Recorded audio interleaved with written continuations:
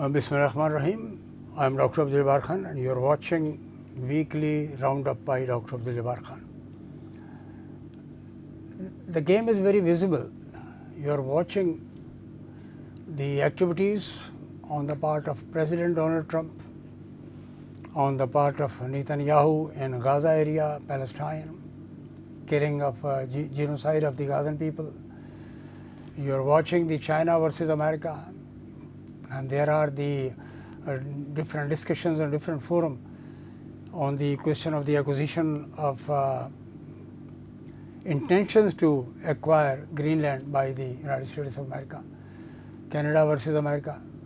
Now a pause has been given by Donald Trump for 90 days that there is no, except that the basic 10% tariff, rest of the tariff to the tune of 34%, 54%, 100%, 125%, etc., that has been stopped, halted by the US President, saying that, you know, we are going to see the activities on the part of President Xi of China. So there is a very fierce trade fighting going on between the United States of America and China. And the China says, the Commerce Minister's statement is on record, he says that we are not going to accept any pressure, we are not going to bow down, we are going to confront till the end. So that is the economy being controlled. There is a global economy as a world power in terms of economy and economic development and growth. China is the world power. Can America get the substitution from India, from Canada, from Mexico, from other countries, from European countries, from Japan, from South Korea?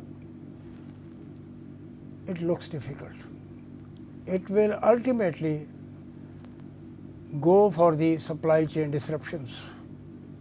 And if the supply chain is disrupted, the raw material cost is bound to happen, and it will affect the consumers, particularly in the United States of America.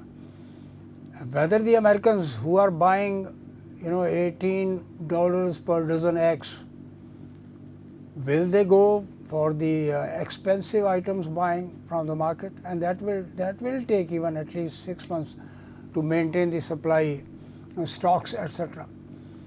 If China decides to dump the products in different countries of the world, then the anti-dumping duty will be introduced by the Americans ultimately.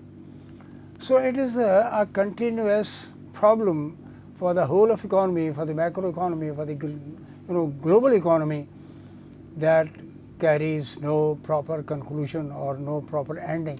It's difficult to forecast. It's very difficult to predict what is going to happen in terms of economy. Anyway, the prices of gold are going up and up. Very high, unprecedented impact on the gold prices. Even in Pakistan, the prices are affected, in the UAE market and the Turkish market, Swiss, and even the Swiss that provides the rate of the bullion. So an uncertain proposition is emerging that is very dangerous, and that proposition may result in the disruption of crude oil supply once America decides to attack Iran, and ultimately Iran is going to stop the movement of the oil tankers.